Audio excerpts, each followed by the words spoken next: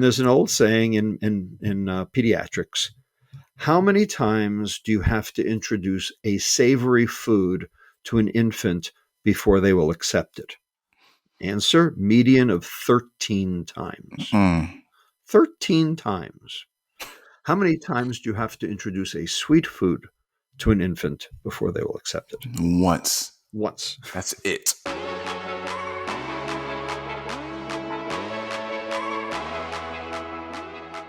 Dr. Lustig, I'm only going to call you that one time, just for the record. Just now. Only one time, Austin. Just once. So, for those of you who are new to a whole new level, Dr. Lustig, or Rob, as we will affectionately refer to him as today, is not a stranger to our podcast. But if this is your first time listening in, then it is important to know that he is a pediatric endocrinologist and spent most of his time helping kids who wouldn't grow. Does that sound about right, Rob? That was how I started, was, taking care of short kids. But, Yeah. then the short kids got fat on me. So I turned myself into an obesity doctor. God love that. We're going to get a little bit more into that as we talk about kids' nutrition today. But I think one of the things that is not oftentimes mentioned when people list most of your accomplishments is that you're also a father. And for those of people listening today, it's difficult to accept advice from people who have not lived a day in their shoes. And as someone who has 4 kids myself, hearing some nutrition advice from someone who has already done it is special. Indeed. There's a saying: you cannot be a good pediatrician until you've been a parent. So That I do sounds about understand that. right. That sounds about right. Well, actually, I want to get us started off right there. So, you have spent several years taking care of other people's sick kids. What type of perspective did that provide you when you came home from work every day and it was time to feed your kids? Uh, what I can say is that my concept of what food in our own home was changed over Yeah, the course of the 40 years that I was in practice. right, I used to think processed food was okay. I used to think processed food was convenient. I used to right. think processed food was nutritious. I used to think, uh, that let's put it this way: I succumbed to the siren call of Uh-huh. ultra processed food and sugar and all the other things that make it addictive, just like everyone else did, Exactly. And still does. and still does. Of course, it still does. And it was only through the research itself, Hmm. and only through the fact that I saw that my kids were starting to have weight issues as they were Hmm. getting older, that I really, really started questioning my own counseling, my own knowledge base. And my wife and I finally came to the decision that we couldn't eat out anymore. Wow. So wait, not at all. No No, eating out. once a month maybe. Gotcha. Okay. Yeah. Some moderation involved. Way moderation. I mean, really, really, really cutting back. And I will tell you, that was a hard thing to do. Right. But it was the right thing to do, and I know it was the right thing to do, both for my own health, for my daughter's health, because my daughter's has a weight issue, not wasted on me. And I've seen the improvement because I've taken my own advice.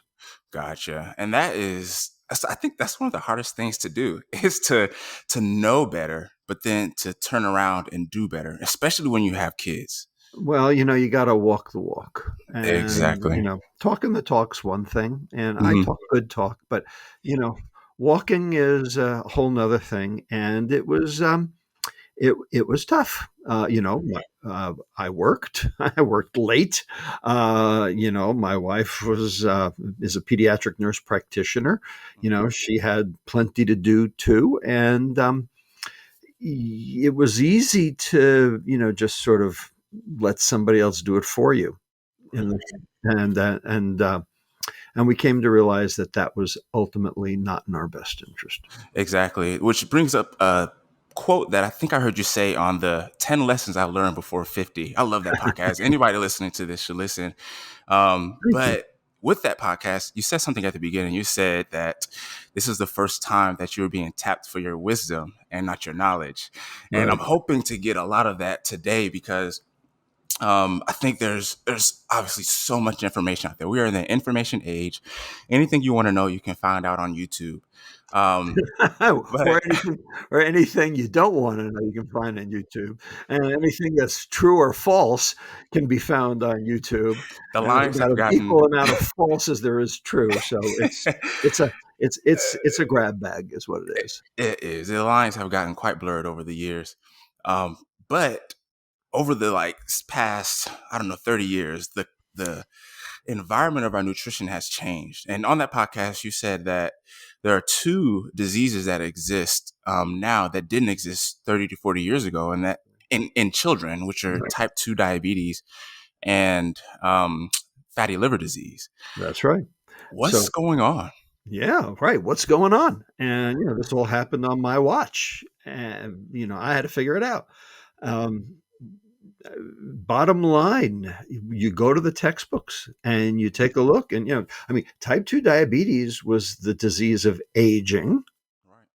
Okay, when I entered medical school in 1976, 2.5% of adults over age 65 had type 2 diabetes. Hmm. 2.5% of adults over 65. Right. Today, it is 10% of adults over age 20. That's insane. Okay. So it used to be the disease of aging. Now it's the disease of 5-year-olds. That's And, crazy. and fatty liver disease used to be the disease of alcohol. Right. But kids It aren't is, drinking alcohol. and kids are not drinking alcohol. And so when you actually go to the old literature and you look and you say type 2 diabetes, fatty liver disease, how come children get these two diseases today? Mhm. And the answer is, well, because their mitochondria are screwed. Mitochondria being the little energy burning factories inside each of your cells. Those are the things that convert food energy into chemical energy Mhm. so that the cell can be powered. And if your mitochondria are dysfunctional, if your mitochondria don't work, then you get these two diseases.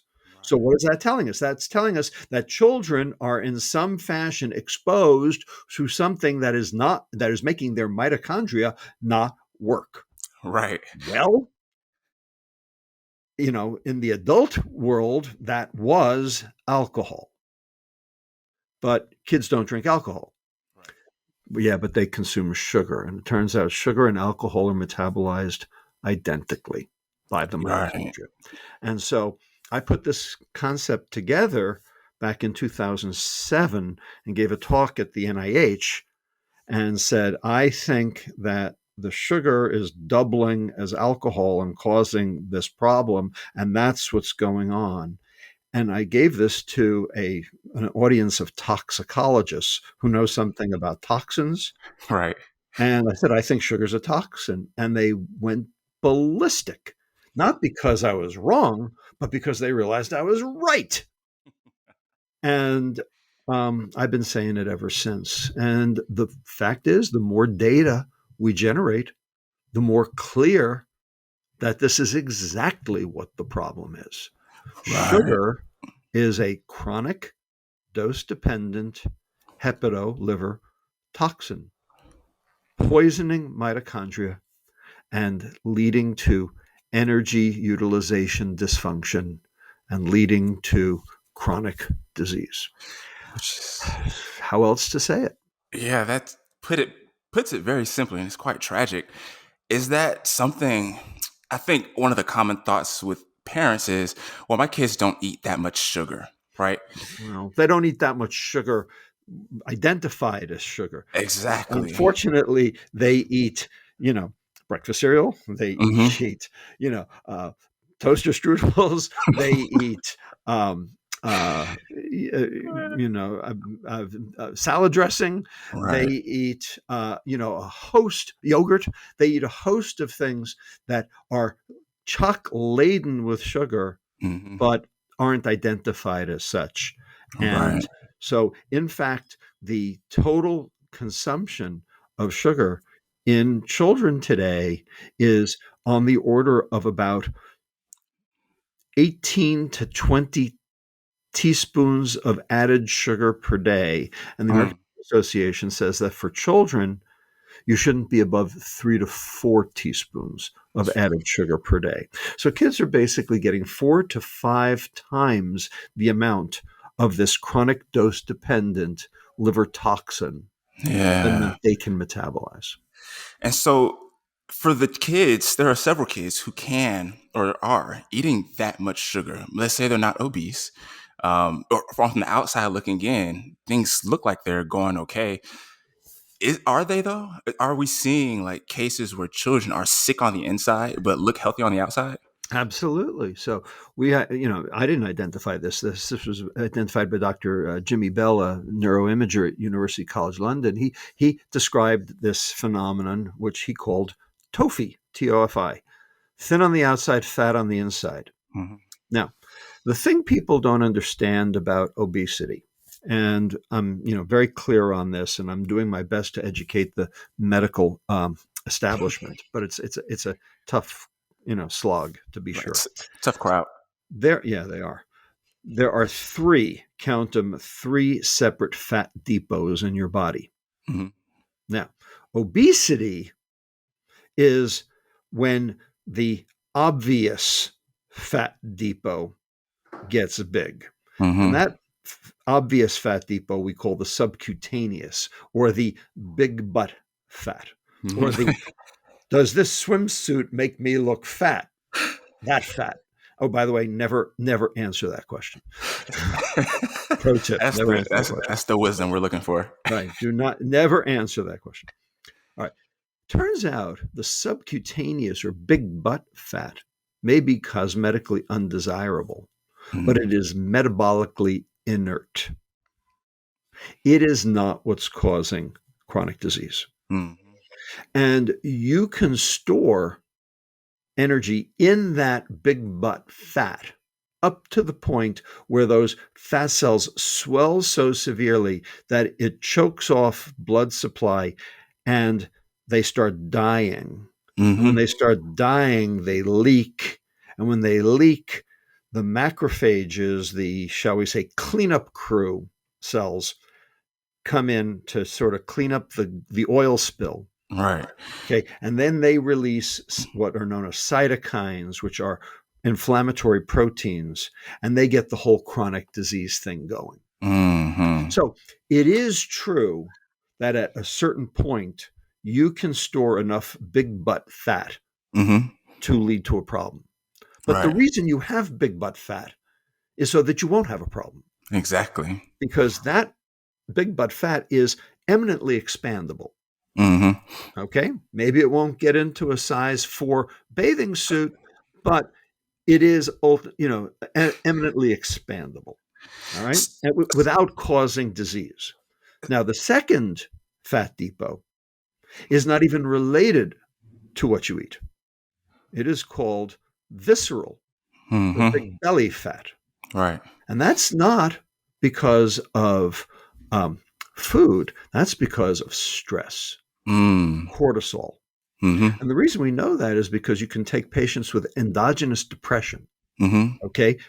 Suicidal people who are so miserable they want to kill themselves. You admit them to the hospital because they're a danger to themselves. You put Mhm. them in an MRI scanner, and they are losing weight because they have no appetite. They won't eat.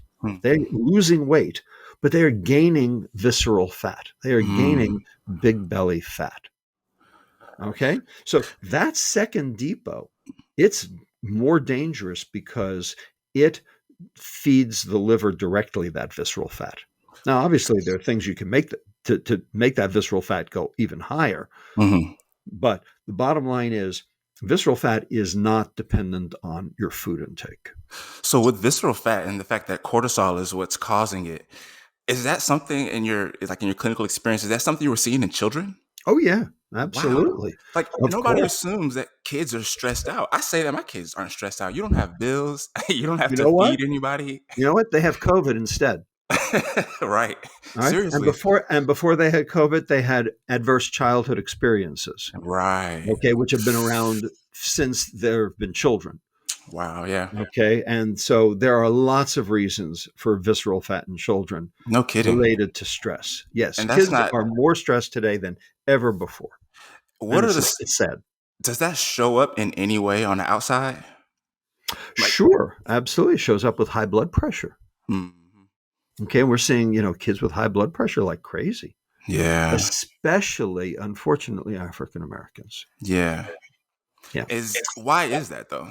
Do we know why? Can we pinpoint that? Well, that's complicated, Austin. My colleague at the University of Tennessee, Memphis, Bruce Alpert, has been Hmm. doing studies in this for a long time. Okay. Um, Likely, the adverse childhood experiences activate the area of the brain called the amygdala, put it on high alert all the time, and Hmm. so it maintains a constantly elevated blood pressure. So it goes way back. That would make a really interesting conversation on the effects of generational trauma and health. Absolutely, yes. Interesting. Well, we'll table that conversation. But That's a, today, that's a whole nother kettle of fish, no question. yeah. Well, today, oh, we definitely want to get into that. But today, I think there are a lot of parents out there that don't know which way to turn when it comes to feeding their kids. But before we get there, you Well, went let's to the get to the third. Let's get to the third yeah. fat depot. Okay, Okay, there we go. remember I said there were three. Right. Right. So the visceral fat, that big belly fat, it is much smaller than the subcutaneous or the big butt fat, Mm-hmm. but it is much more dangerous in terms of causing chronic disease because when it releases those inflammatory cytokines, they go straight to the liver.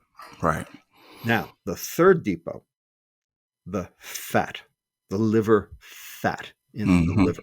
Okay. That is pretty much straight soft drinks. Right. That is sugar being mainlined straight to the only organ that can metabolize that sugar, that molecule, fructose, that sweet molecule in sugar, is the liver. And what happens is that the liver can only metabolize a certain amount of it. Mm. And after that, it turns the rest of it into fat. And then that fat gets clogged in the liver, causing this fatty liver disease. Right. And now that fat is right in the liver instead of somewhere else. And it's causing major damage at a much lower amount. So Mm-hmm. for adults, you can store about 10 kilos or 22 pounds of big butt fat before you get sick. You can store about 6 pounds of big belly fat before you get sick. But you can only store about a half a pound Mm. of liver fat before you get sick. Now, Wow. do you think a half a pound of liver fat is going to show up on the scale? Probably not. Absolutely not. So, all of these people who think they're healthy because they didn't gain weight, but aren't, it's because they're not looking at their liver fat. It's a silent killer. It's the silent killer. It's like hypertension. You don't know you have a problem till it's too late. So you just said that the liver is the only organ that can metabolize fructose. Now, the scientists in the audience who are listening will say, "Wait a second, that's not true. That's not true." Uh, In fact, the kidney can metabolize fructose when it is starved. mhm. In the starvation state, the kidney can metabolize it also, but in the fed state, only the liver can metabolize fructose. That is Well, true. that's interesting because I know that pretty much every parent in the United States, when we're across the globe, when we're packing lunch for our kids to go to school, and we're going to put a sandwich in there, maybe some crackers. The last thing I put in there is a juice box. And Yeah. they're eating their lunch and then they are, of course, going to drink their juice afterwards. If their juice is high in high fructose corn syrup or just fructose in general, that is being straight up metabolized by the liver. It is. It is. No kidding. Now, one thing you said that we need to, go into because it's related to Levels Health Hmm. is you said that they're going to have their juice box after the meal. Right. You sure about that? You know what? I would have to ask my kids because I A lot of them bet. have the juice box like before the meal, or Right. start at least before the meal. And Right. it turns out that the less that's in the stomach to start with when you take in that juice box, the higher your blood glucose excursion is going to go, Hmm. and the quicker your liver is going to get overwhelmed. And Right. so it's actually, bad idea. So if you're going to have the juice box, not that you should, but if you're going to have it, it probably is better to have it at the end of the meal Exactly. for that reason, except, talk to your kids as to whether that's what's happening. Exactly. So for the parents listening, definitely advise them to drink the if you're going to continue to give them juice Don't boxes. put it in the Leave it lunchbox out. in the first place. Don't tell me not to put juice boxes in my kids' lunchbox. Yes, I am. That's a really bad idea. Yeah, it's funny because I've been shopping at Costco lately, and I'm going down the store, and it's almost like a jerk reaction. I grew up with juice boxes in my lunchbox, and Yeah, it's yeah, almost like a well, traditional thing. And yeah. as I've expanded my knowledge, I'm looking at it like, like, just drink some water. Yeah, how about some sparkling water? Right. Yeah, There that we I go. mean, Let's just put some lemon juice in it. well, or whatever. I got you. So that you just brought up an interesting point. You said that kids who are drinking their juice boxes before the lunch are experiencing a glucose roller coaster, basically. And we all know that what goes up must come down. I think this is a very interesting topic to discover the connectivity between food and education, Right. because there are a lot of parents listening to this who might not be very serious about their children's nutrition, but they take their education very seriously. How do those two tie in together? Well, the question is, who's educating them about nutrition? Right. Where are they getting their nutrition education? They're probably getting it from the food industry. They're probably getting it off the side of a package, or they're probably getting it off some TV commercial. Right. But they're probably not getting it from any reputable nutrition source. They're probably not getting it from a doctor. And to be Hmm. honest with you, maybe it's better that they shouldn't get it from a doctor, because doctors don't know squat about nutrition. Because only 28% of medical schools even have a nutrition curriculum. And Hmm. those that do, the total number of contact hours is only 19.6 for a 6,000 hour, medical education Mm. interval. So, Right. you know, nutrition could probably solve 75% of chronic diseases, the diseases that ail us. Hmm. And medical schools are spending less than 0.01% Mm. on explaining that to, student doctors. That's Right. part of my job, is to basically, undo that problem. Well, you have a tough job ahead of you. Yeah, you think? So, with the educating kids on their nutrition, was there anything specific that you did with your daughters as far as teaching them about nutrition that you saw manifest later on in their life? So the main thing is you got to walk the walk. Yeah. And, as I said, at the beginning of this, I wasn't particularly good at it at the beginning myself, but, Hmm. it took a while, but they got it. They got it. And now, both kids are very good about identifying, what the problems are. Hmm. When we go into the store, they're not, pulling at me, for like breakfast cereal, and, or, other, shall we say, problematic items. Hmm. Um, that, because they understand and they get it. They Hmm. are also, both, very, very comfortable with virtually any vegetable in the store. Wonderful. And that's the most important thing. You know, Right. the fact is, look, vegetables are almost universally not sweet. Hmm. Okay. There are very few vegetables that are sweet. Corn can be a little sweet, right? Sweet corn. Hmm. Beets can be a little sweet. In fact, we get, sugar from beets, sugar beets. Exactly right. Okay.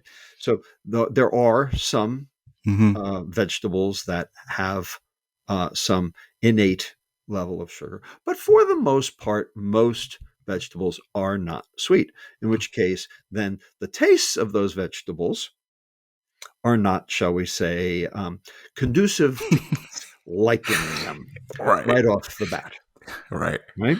And there's an old saying in pediatrics: how many times do you have to introduce a savory food to an infant before they will accept it? Answer: median of 13 times. Mm, 13 times. How many times do you have to introduce a sweet food to an infant before they will accept it? once. Once. That's it. And I Just have a one. 2-year old who proves that theory. That's right. So, do you think that with those savory foods, do you think that we're giving up too early? Absolutely. It's basically the path of least resistance. Yeah. The food industry, the processed baby food industry, adds sugar to those savory vegetables that they make, the pureed stuff in the little, Gerber jars. Right. It's not just Gerber. I mean, it's beech nut, or, I mean, pick your, Yeah. your company. I'm not picking on Gerber per se. Okay. But they add sugar to those jars so that the kids will eat them on the Hmm. first try, so that the parents go, "Hey, Mikey likes it," Mm, and so, now you're branded. exactly. And you're in the They household for know what life. they're doing. Put the cocaine in there too while you're at it. I guess they might as well. So that's really tough for a lot of parents because people we rely on these packaged foods I to feed our know. children, not just the packaged food, the formula as well. Mhm. Yeah, This kind of goes back to something else you said on that podcast. You said that if you don't learn how to cook your own food, you're hostage to the food industry for the rest of your life. that's the truth. And being hostage to the food industry, would you say, in your opinion, is that what's gotten us in this position in the first place? Absolutely, absolutely. So if you look at ultra processed food and its history, it really picked up around 1975 to 1980. That's when Mhm. things, really started going, shall we say, out of control. Right. Um, there were several reasons for that. Okay. One is that the US dietary guidelines, the first US dietary guidelines said eat less fat. Well, if you're going to eat less fat, the only way to do that is to eat food that's been processed to have less fat. Right. All right. And that, of course, that got the pasta craze going, Hmm. and it also got the Entenmann's low fat cakes going. Well, when you take the fat out of food, it tastes like cardboard. Right. The So what do flavor you is have in to the add? fat. Right. So you got to add something to make the food, palatable, to make it, worth eating. So what they do, Hmm. they added sugar, because Yeah. sugar had gotten exonerated. Hmm. It got exonerated completely inappropriately, Right. okay, by the food industry. The food industry, not the USDA. The food industry gave sugar a clean bill of health, not Hmm. the USDA, and not the FDA. But the food industry said it was safe because it made sense.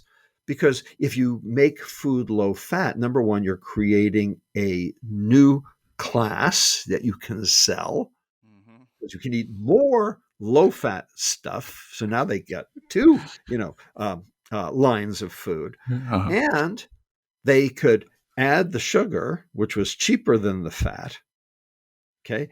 And they could take the fat and they could make cheese, which they did.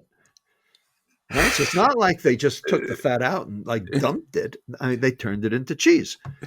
So they were getting, triple Exactly. benefit out of this. This worked for the food industry. The fact is, it didn't work for us. But, Exactly. The well, we food didn't know that. industry. Exactly. They did not have our best interest in mind when they did that. And No. that makes me think about kids. So my wife and I, we run a PE program at a learning academy here in Georgia. It's a self-directed learning academy. It's called the Forest School. And the kids there are in charge of their own curriculum and they guide themselves through their curriculum. The thing about that is when some of the children show up to school with foods that send their glucose on a roller coaster, purely off my observation, I see that it's more difficult for them to guide themselves through their curriculum because their blood sugar has crashed. They're losing focus. Um, do you think that I know you mentioned in one of your previous podcasts that taking soda machines out of a school increased the students' performance? What was the Right. exact metrics on that? Right. So we showed here in California that when we got sodas out of schools, kids' grades got better. Mm-hmm. Now, here's the paradox. This is the paradox. I just told you right at the beginning of our discussion that sugar is a chronic dose dependent liver toxin, right? Because it poisons the mitochondria. Right. I also said that only the liver metabolizes fructose for energy, right? I lied. Mm-hmm. In fact, astrocytes in the brain mm. are responsible for turning fructose into glycogen in the brain. And the reason is because they can't metabolize it for energy.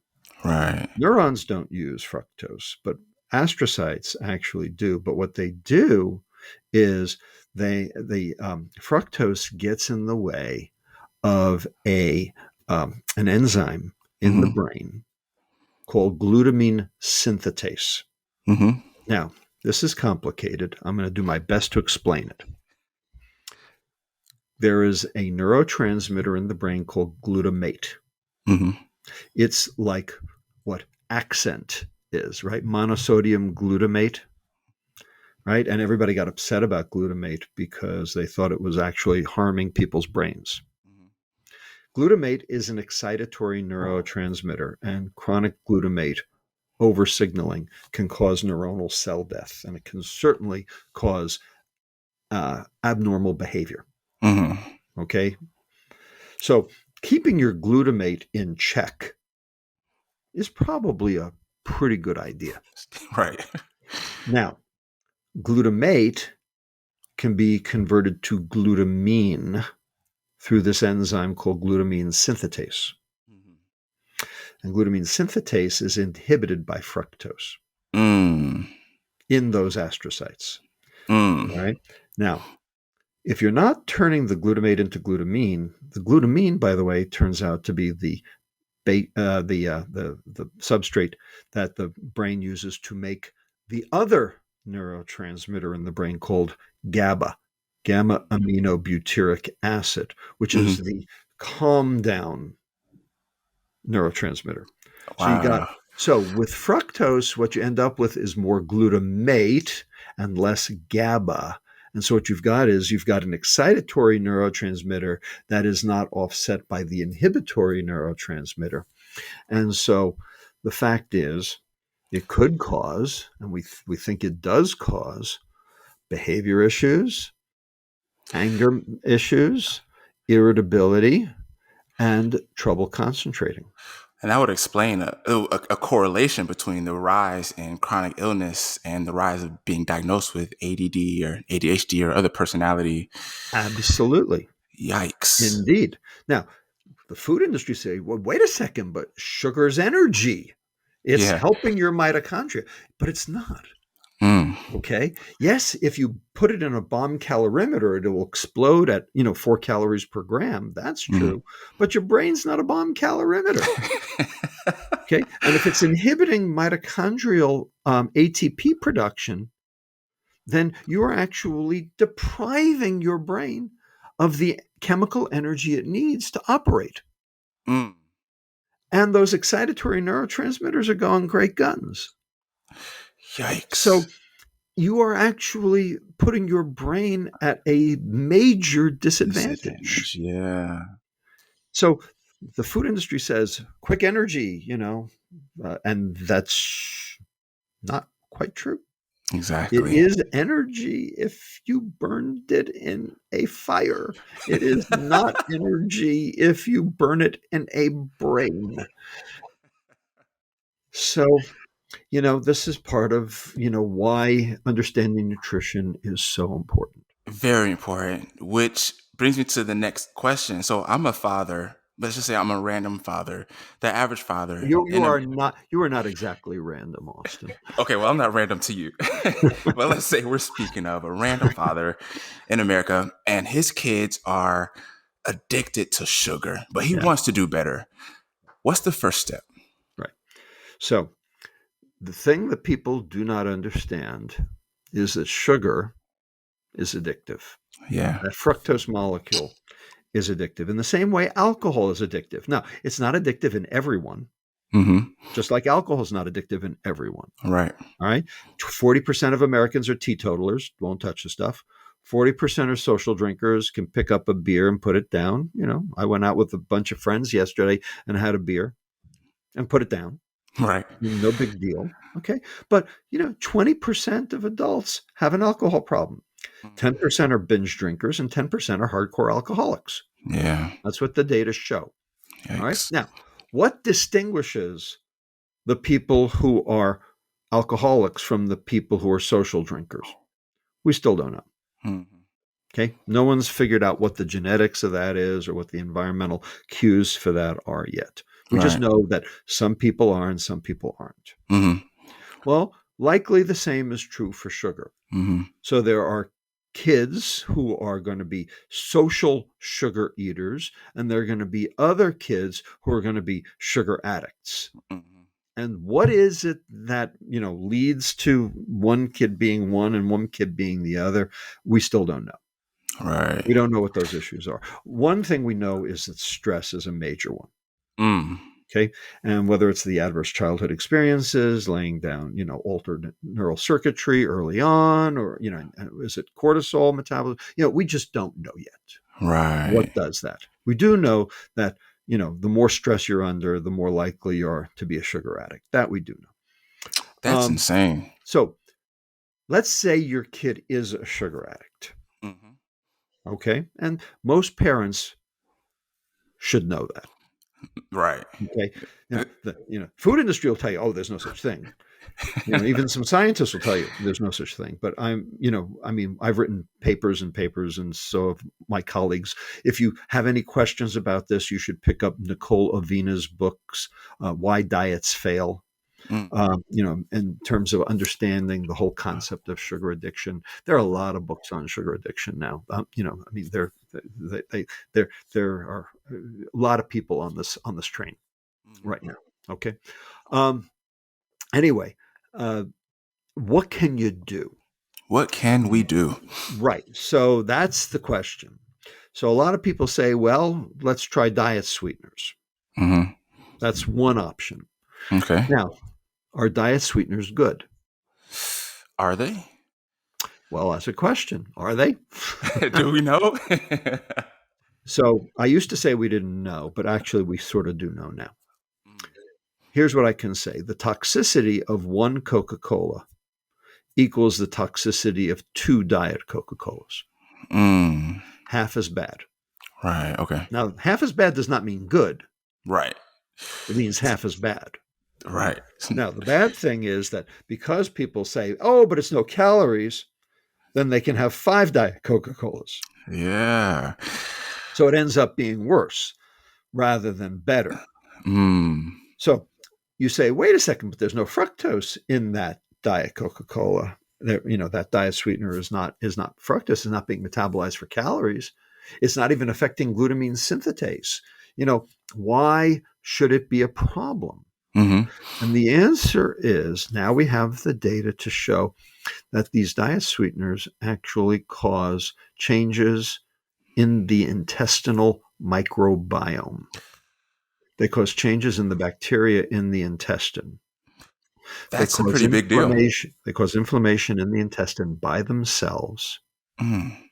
And though that inflammation leads to a phenomenon called leaky gut. Exactly. Which is tearing a lot of people up right now. That's right. And the way you know that leaky gut's a problem is because leaky gut is behind the rise in inflammatory bowel disease, the rise in irritable bowel syndrome, the rise in allergy, and the rise in autoimmune disease. It's also responsible for the rise in the profitability of Tums. In the what? I'm sorry, in the what? The profitability of Tums or any Oh, other yeah, antacid absolutely. company. Of course, of course. So what people don't understand is that your intestine is figuratively, not literally, but figuratively outside your body. Hmm. What's inside your intestine is supposed to say inside your intestine because it's outside your body. The goal is for the stuff that's in your intestine not to get into your bloodstream Right. unless it's nutrients, that seep across, slowly. Hmm. But most of what's there in the intestine is supposed to go out in your poop, Right. not enter your body. Well, there are cells in your intestine that are joined together like so by proteins called tight junctions. Hmm. These tight junctions basically are a barrier, and they're keeping all the bad junk in your intestine out of your body. Hmm. And so the integrity of these tight junctions is super important to your health. Well, there are things that make those tight junctions untight, loosen up, or even destroy them. Right? And unfortunately, sugar is one of them. Hmm. Emulsifiers, which are in all sorts of ultra processed food to keep fat and water together, is another one of them. Hmm. Okay, and we're learning about even other things that are in food causing specific problems with leaky gut and this the integrity of the intestine. And so Right. we're finding out that all of these things in our ultra processed food supply are ultimately correlated. And now we have data for causation, at least in Hmm. animals, for all of these various intestinally derived problems, including behavior changes. Because turns out those tight junctions are not just in the intestine. Turns out they're in the brain too. Yeah. The blood brain barrier, same tight junctions. So if you've got problems in your intestine, yeah, you got problems in your brain too. No kidding. Yep. So for that same dad, let's say he did get his child off the Coca-Cola and he went to Diet Coke, which is Yeah. not good, but half as bad. Half as bad. Do you think that is equivalent? Okay, so I'm gonna keep resurrecting your words here, but in that same podcast, you dropped so many gems in that podcast, by the way. But you talked about how to communicate a concept to somebody, and you gave the example of a brick wall or being a barrier. Right. And to get to the other side, you either blow it up, you walk around it, or you dismantle it piece by piece. Right. Is taking your child off of Coca-Cola and putting him on Diet Coke and maybe slowly weaning him off, do you think that would be equivalent to dismantling that wall brick by brick? Yeah, I do. So yeah, I really like that the analogy of when you're trying to reach someone who has a different idea than you. Right. How do you impart that idea? Because part of one of the reasons why you believe certain ideas is because you have certain belief systems, and when Hmm. people challenge those ideas, they're challenging your belief system. And most people don't want their belief systems challenged. Right. That's just the nature of people, and it's particularly the nature now of Right. what's going on. So how do you do it? Well, you can try blowing a hole in it, and that almost invariably does not work. Hmm. All it does is just raise defenses more. You can try walking around the wall, but what if the wall's circular? What if the person's inside a circular wall? You can just keep Right. walking and walking, and we see that happening a lot in Washington D.C. right now. Right. Or you can dismantle it brick by brick and reassemble it with you on the other side of the wall, and That's it. that's what I try to do. Now, the way you do that is with cognitive information, but also Mhm. visceral information. You need Mhm. both. Right. Right? And it's got to be like a 1-2 punch. And in order to do that, you have to know your stuff. Yeah. And the problem is most people don't know their stuff, so it doesn't go anywhere. One of the reasons I believe I've been successful in making the case about sugar and toxicity is that I do know my stuff, and I provide both the cognitive information along with the visceral information to go with it. And Exactly. in order to provide the visceral information, you have to make it personal. Mm. So you have to explain to people what's in it for them. Is that an approach that we should be taking with our kids? Absolutely. Absolutely. Just remember, though, that kids only do what their parents tell them. Right. And kids don't have access to everything in the store unless the parent brings it to them. Exactly. So when you're a pediatrician, you realize you don't have one patient. You have two. Hmm. You have the kid and you have the parent. So you have to educate both of them. Right. If you only educate one and not the other, all that will do is create conflict. All that will do is create rancor. Hmm. And all that will do is end up with the kid either, hiding the candy bar wrappers underneath the bed, or the parent, eating the cookies off in the garage, whatever it is, it's not a good it's not a good scene. Right. I can be completely honest. Both of those situations have happened in my house, except I was the parent eating the cookies in the garage, and my Mhm. son was the kid hiding the candy bars under his pillow at night because he was hungry. Right, And he has access to it via the neighborhood that we live in, vending machines, just right. the most random stuff. Do I you got it. do you think They that have to children? feel like the kid has to feel like they're being supported. That's it. Exactly. Do you think that they're capable of guiding themselves? Like going back to the model of self directed learning, do you think children are capable of guiding themselves through nu- getting proper nutrients, of not eating food they're not supposed to or shouldn't be? They are capable of it if you educate them to do so. Hmm. Now, if you let the food industry educate them, then they're not capable because then Right. they think that breakfast cereal is, you know, good nutrition.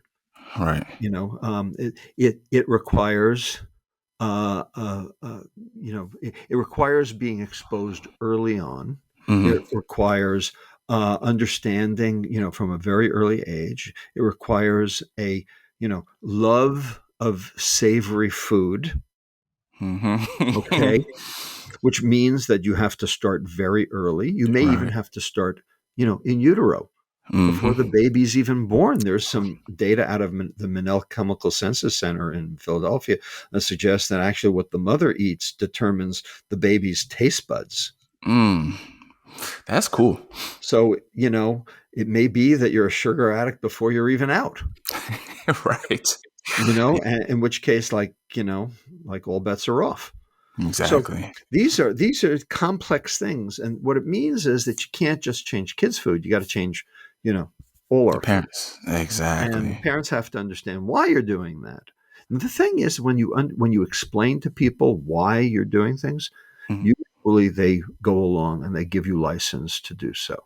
It's when you Right. don't explain it that's when you get the pushback. So it sounds like That's why you have policy. the number one takeaway is for children or for parents who want their kids to be healthier is you have to do it first. Yeah, There's no other that's way right. around educating yourself. You have to think it's important enough for you to do if you want your Hmm. kid to do it. Right. I That's remember right. in a previous conversation, you mentioned that compliancy, like the compliant rates were low in practice with children who you prescribed a certain plan. What was that like cutoff time where compliance dropped, and what were like the main contributing factors? I'm not sure what you mean. Um, Let me see.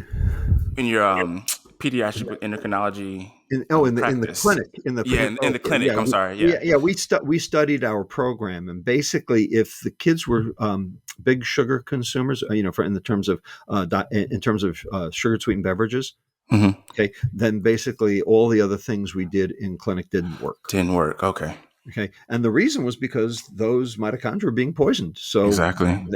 and any effects that we tried to do better didn't work because they had this toxin aboard. They had to get clean first. Right. All right, Well, and so yeah, we found that sugar consumption was a primary inhibitor of weight loss and of improved insulin sensitivity, Mm-hmm. irrespective of anything else we did. Mm. So that had to come first, which is why I tell everybody, the first thing you have to do is just get every sugar beverage out of the house. That has to be everyone's first move. That was my next question: is walking into somebody's house, what are like the top offenders that you see? It's like throw this away right now. The sodas, So that's it. that's got to be number one. Mm-hmm. The juice and the juices, the sodas and the juices. If it's Mm-hmm. liquid, it can't have sugar in it. Mm. Okay, that's not that. Nature did not do that. Right. Okay, Exactly. nature didn't put sugar in any liquids. Okay, only people did that. Got you. One last question for you, Rob. Not related to anything we just talked about, but you have completely waged war on sugar. Is there a delicacy that is worth crossing enemy lines for you? Oh, yeah. Well, so I have my weakness. Okay. I do. I do. I have the thing that basically puts me under the table. And That's so funny. I've said it before. This isn't new. I've said it on other podcasts. Okay, Okay. the thing that I have no um, control, I just lose complete control, Uh-huh. is a piece of Junior's cheesecake. It's cheesecake. No, no, not any It's cheesecake. Junior's cheesecake. Junior's cheesecake. Is that only local to San That, Francisco? no, that's New York City. It's New York. Okay. That's from Brooklyn originally, and their Juniors is on 44th and Broadway in Manhattan, So and so that's kind of I can't manage. well, that's and, good to know. and bread pudding with whiskey sauce is close, but now that I'm Okay. gluten free, that one's easier to manage. Gotcha. So it's the cheesecake. So safe to say, anytime you're in New York, it's gonna be a I'm day I'm, where I'm gonna have a problem. Yeah. that's fine. All right. Any parting That's words for any parents? Any um, last parting words? yeah. I mean, bottom line is real food works. Yeah. Now, the problem with real food is number one, it's more expensive. Yeah. Oh, we True, didn't get a chance to touch on that. true, That's okay. and there are reasons it's more expensive, but it doesn't have to be. Mhm. Doesn't have to be. In fact, there are ways to prepare real food that end up costing less than what it costs to prepare ultra processed food. My cookbook that I wrote with my colleague Cindy Gershon called Fat Chance Cookbook explains how to do that, and the fact that it does not have to be more expensive. It also takes more time to prepare, and that is true. And so you have to think that that's a valuable, use of your time. And a lot of people, when they're working 2, 3 jobs, they may not, you know, feel like they have that capacity. And there's no question this is a major problem in our society, is that people don't feel like they have the capability and the time and the wherewithal to prepare real food.